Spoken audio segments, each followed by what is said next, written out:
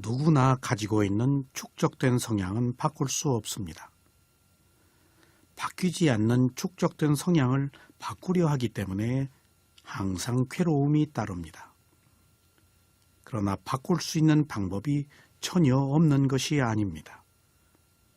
바꾸려 하지 않고 자신의 축적된 성향을 계속 있는 그대로 알아차리는 것입니다. 이것이 축적된 성향을 바꿀 수 있는 단 하나의 방법입니다. 바로 이것이 위파사나 수행입니다. 오랫동안 쌓여온 성향을 그대로 두고 그렇네 하고 대상을 분리해서 지켜보아야 합니다. 바꾸려고 하는 것은 욕망이고 그렇네 하고 지켜보는 것은 치해입니다. 이것이 도저히 떨어질 수 없는 대상으로부터 자유로워지는 유일한 방법입니다. 이렇게 할 때만이 축적된 성향이 차츰 개선될 수 있습니다.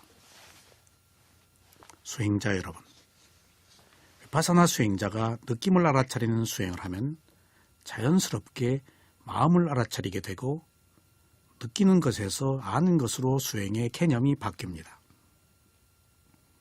그래서 느끼는 것을 아는 상태가 되면 이때부터 마음을 알아차리는 수행을 하는 것입니다. 이처럼 느낌을 알아차린 것 뒤에 그냥 대상을 아는 상태로 수행을 하면 고요함에 의해 집중력이 생기고 지혜가 나서 수행이 발전합니다. 어차피 우리의 정신 상태도 언어로 표현할 수밖에 없다면 이러한 언어를 통해서 확실한 단계를 구별할 수 있는 것이 좋습니다. 그러므로 수행을 하면서 본다, 느낀다, 안다로 이해하고 현재 자신의 어떻게 대상을 알아차리고 있는 것을 살펴보는 것도 유익합니다. 수행을 하다 보면 자연스럽게 어느 단계에서 이런 의문이 생길 것입니다.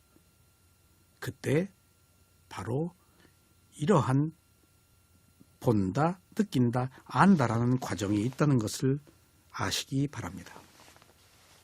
수행자가 대상을 알아차릴 때 반드시 감각기관에 두어야 하는 것만은 아닙니다. 경우에 따라서 감각 대상의 마음을 두어야 할 때도 있습니다. 이런 경우에는 상대가 있을 때입니다. 그래서 수행자의 마음을 안에 두어야 할 때가 있고 밖에 두어야 할 때가 있고 안팎에 두어야 할 때가 있습니다.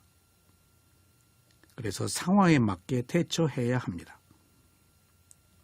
혼자서 수행을 할 때라면 몰라도 그렇지 않고 사회생활을 하면서 대상을 알아차릴 때가 아니면 일을 하면서 알아차릴 때는 마음을 두는 위치가 상황에 맞게 달라야 합니다. 그래서 안에 둘 때도 있고 밖에 둘 때도 있고 안팎에 둘 때도 있어야 합니다. 그러나 수행자가 좌선이나 경행을 하면서 대상을 알아차릴 때는 대상을 감각기관에서 알아차리는 것이 우선해야 합니다. 그렇지 않고 감각 대상의 마음이 가면 알아차림을 놓치게 됩니다. 마음이 감각 대상에 머물면 대상에 즉각적으로 반응하는 마음이 일어날 수 있습니다. 그러므로 가능한 한 대상을 감각기관에서 알아차리는 것이 좋습니다. 이렇게 감각기관에서 알아차리는 수행을 하면 자연스럽게 마음을 알아차리는 수행을 할 수 있습니다. 그래서 수행 초기에는 단체로 모여서 지도를 받는 것이 마음을 알아차리는 수행을 익히는 데 도움이 될 것입니다. 수행자 여러분, 마음을 알아차린다는 것은 마음이 여기저기로 쫓아다니면서 알아차리는 것이 아닙니다. 대상이 마음에 와서 부딪혀서 아는 것입니다. 이렇게 알아차리면 마음이 들떠거나 분주하지 않아서 고요하게 알아차릴 수가 있습니다. 이렇게 고요한 마음가짐에서 대상의 성품을 보는 지혜가 납니다. 이렇게 알아차리면 대상을 관념으로 알아차리지 않고 온전한 실질을 알아차릴 수가 있습니다. 하지만 이러한 고요함이 있는 만큼 노력이 함께 필요합니다. 그렇지 않으면 고요함이 지나쳐 졸음에 빠지게 됩니다. 그래서 지나치게 고요할 때는 그만한 노력을 해서 알아차림을 더욱 강화해야 합니다. 미세한 대상이 나타날 때는 노력과 알아차림과 집중이 적절한 조화를 이룬 상태입니다. 일반적으로 이 상태에서는 고요하기 때문에 집중의 힘이 더 커지기 마련입니다. 그러면 노력과 알아차리는 힘이 차츰 약해진 것입니다. 그래서 집중의 힘이 커지면 졸음에 빠집니다. 그래서 이때는 집중으로 인해서 희미해진 마음을 알아차려서 알아차림을 더욱 강화해야 합니다. 수행자가 수행을 시작할 때는 누구나 거친 대상을 알아차립니다. 가령 통증이 나타났다거나 망상이 나타났다거나 가려움이나 졸음이 나타난 것도 모두 강하고 거친 대상입니다. 수행 초기에는 모든 힘이 약하기 때문에 강한 것을 대상으로 해서 알아차리는 힘을 키워야 합니다. 그러나 수행이 발전하고 알아차린 힘이 강해졌을 때는 오히려 미세한 것을 대상으로 알아차려야 합니다. 강한 대상과 미세한 대상을 선택하는 것은 수행을 지도받는 스승들이 조언해 주기도 합니다. 지금부터는 오히려 미세한 대상을 알아차리려고 할 때는 집중력을 더 배가시키기 위한 시기입니다. 이때는 미세한 대상을 알아차리기 위해서는 다른 때보다도 노력과 알아차린 힘을 더욱 키워야 합니다. 수행자는 언젠가 반드시 이 관문을 거쳐야 합니다. 그래서 미세한 것을 대상으로 할 때는 거친 것을 대상으로 할 때보다도 더 고요하고 부드럽고 분명하게 알아차림을 겨냥해야 합니다. 그리고 이때는 대상의 변화를 주목하는 것이 좋습니다. 대상의 변화란 매 순간 다른 것을 아는 것으로 이것이 무상을 아는 것입니다. 그러므로 평소에 반드시 거친 대상만을 선택하려고 해서는 안 됩니다. 알아차린 힘이 약할 때는 거친 대상을 선택하고 알아차린 힘이 강할 때는 자신이 스스로 미세한 대상을 선택해서 알아차리는 것이 수행의 발전을 가져옵니다. 이때 미세한 것을 알아차리는 마음가짐이 중요합니다. 그러므로 미세한 것을 대상으로 할 때는 지금 어떤 마음으로 알아차리는가 하고 살펴보아야 합니다. 미세한 것을 알아차리기 위해서는 더욱 노력과 알아차림이 집중되기 때문에 이런 상태의 노력이 수행을 발전시킬 수 있습니다. 수행자 여러분, 수행자가 일하는 마음을 알아차리면 그 순간 일하는 마음은 정지가 되고 일하는 마음을 알아차리는 새로운 마음이 일어납니다. 이 순간에 전에 있던 대상을 알아차리는 마음은 끊어집니다. 그리고 새로운 대상을 아는 마음만 있습니다. 그래서 새로 일어난 마음이 있는 마음을 지켜봅니다. 그러나 이것도 짧은 순간에 사라지고 오직 현재를 아는 마음만 있습니다. 이러한 일련의 과정은 마음이 오직 한순간에 하나밖에 없기 때문에 나타나는 현상입니다. 가령 망상을 했을 때 망상한 것을 알아차리면 그 순간에 망상은 사라집니다.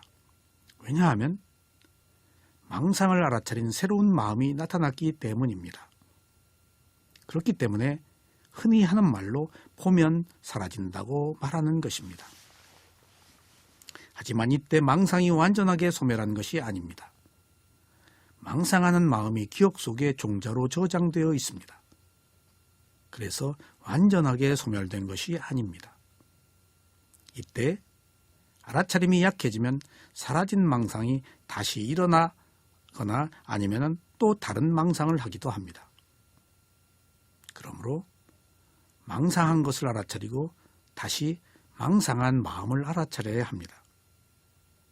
망상이 기억 속에 저장되어 있다가 다시 나타나지 않게 하는 길은 오직 새로운 대상을 계속해서 알아차리는 것밖에 없습니다. 이처럼 마음이 한순간에 하나밖에 없다는 것을 아는 것이 마음을 이해하는 데 매우 중요한 지혜로 작용합니다. 마음이 한순간에 하나밖에 없기 때문에 무상을 알 수가 있으며 이 무상을 통해서 무아를 알 수 있습니다. 마음이 항상 같은 마음이라면 결코 이런 지혜가 날 수 없습니다. 그래서 마음을 알아차려서 마음이 무엇인지를 알아야 마음은 한순간에 하나밖에 없다고 알고 이것을 통해서 무상을 알고 다시 무아를 아는 지혜가 납니다. 마음이 한순간에 일어나고 사라지는 현상은 수행자 여러분이 높은 지혜가 나지 않아도 알 수 있는 일입니다. 여러분의 마음이 상황에 따라서 매 순간 변하는 것을 알 수 있을 것입니다. 방금 좋았다가도 불쾌한 일이 생기면 방금 싫어집니다. 방금 싫었다가도 이익이 있을 때는 방금 좋아집니다. 이때 전에 있던 마음과 다음에 생긴 마음은 분명히 다른 마음입니다. 이처럼 마음은 조건에 의해서 빠르게 변합니다. 그리고 이 마음 중에서 과연 어느 마음이 나의 마음입니까? 현재를 아는 마음이 나의 마음이라고 해도 현재는 현재라고 하는 순간에 이미 과거가 되고 미래를 향해서 갑니다. 이렇게 빠른 시간의 흐름에서 변하지 않는 것은 없습니다. 이런 모든 것들을 알기 위해서 마음을 알아차려야 합니다. 수행자 여러분, 현재를 아는 마음일 때는 현재에 있는 모든 것들이 다 대상이 될 수 있습니다. 전면의 마음자리에서 마음을 알아차릴 때 반드시 마음만 있는 것이 아닙니다. 수행자는 현재 여기에 있는 대상이라면 무엇이나 알아차릴 수 있습니다. 이 말은 6가지 감각기관에 부딪히는 모든 대상이 다 알아차릴 대상이라는 것입니다. 예를 들어 소리가 들린다면 소리도 알아차릴 대상입니다. 냄새가 난다면 냄새도 알아차릴 대상입니다. 만약 현재 고요함이 있다면 고요함도 알아차릴 대상입니다. 현재를 지켜보는 것이 마음이라고 할 때는 마음도 알아차릴 대상의 하나입니다. 그러므로 마음은 언제나 여러 가지 대상 중의 하나입니다. 그래서 마음도 알아차리고 몸도 알아차려야 합니다. 이때의 마음은 보이지 않기 때문에 추론적인 대상입니다. 그래서 마음을 알아차리는 수행을 추론적 위파사나라고 합니다. 하지만 이 마음은 몸을 토대로 하여 일어난 것이기 때문에 실지하는 것에 근거한 추론이 아니고 실지하지 않는 것에 근거한 추론이 아니고 오직 실지하는 것에 근거한 추론에 속합니다. 마음은 몸과 함께 있으면서 몸이 가지고 있는 성품을 그대로 가지고 있습니다. 다만 몸은 육체적인 영역에 속하는 것이고 마음은 정신적인 영역에 속하는 것으로 우리가 산다는 것은 이 두 가지의 결합으로 살고 있는 것입니다. 그래서 위파사나 수행을 한다는 것은 이 두 가지가 어떻게 결합하여 일어나고 사라지는 것을 아는 것입니다. 그러므로 수행자는 천면에서 마음으로 알아차리더라도 몸의 영역에 관한 것이나 마음의 영역에 관한 것이나 모두 대상으로 알아차려야 합니다. 어떤 대상이 나타났을 때 이것은 몸의 영역에 관한 것이라고 알아차려야 합니다. 그리고 이것은 마음의 영역에 관한 것이라고 알아차려야 합니다. 그러면 두 가지의 조건에 의해서 일어나고 사라지는 것이라는 것을 알아 원인과 결과를 아는 지혜가 성숙합니다. 만약 고요함과 함께 시간이 흐르는 것이 느껴지면 시간이 흐르는 것도 알아차릴 대상입니다. 그리고 현재 여기에 있는 몸이 나타나면 이때는 몸이 알아차릴 대상입니다. 그러므로 위파사나 수행자가 대상을 알아차릴 수가 없다고 괴로워할 것이 없습니다. 반드시 몸에 있는 호흡만 대상이 아니라는 사실을 알아야 합니다. 수행자는 어떤 대상을 알아차려야 할지 고민할 필요가 없습니다. 몸에서 알아차릴 것이 없을 때는 알아차릴 것이 없어서 방황하는 마음을 알아차리면 됩니다.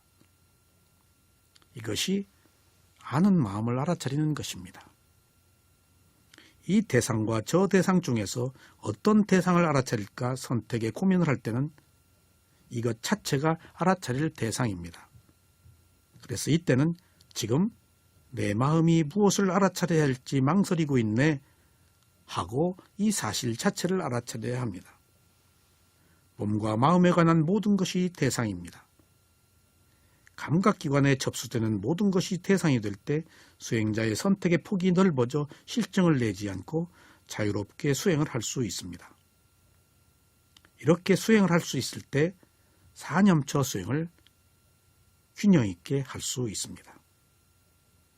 수행자가 호흡을 알아차릴 때는 호흡과 알아차림과 아는 마음 세 가지가 함께 있습니다. 그러나 알아차림은 늘 부족하기 마련입니다.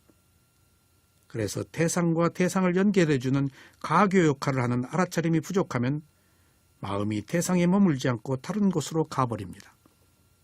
그래서 평소처럼 자연스럽게 다른 생각을 하게 됩니다. 그러면 대개는 과거나 미래로 가서 불필요한 생각들을 합니다.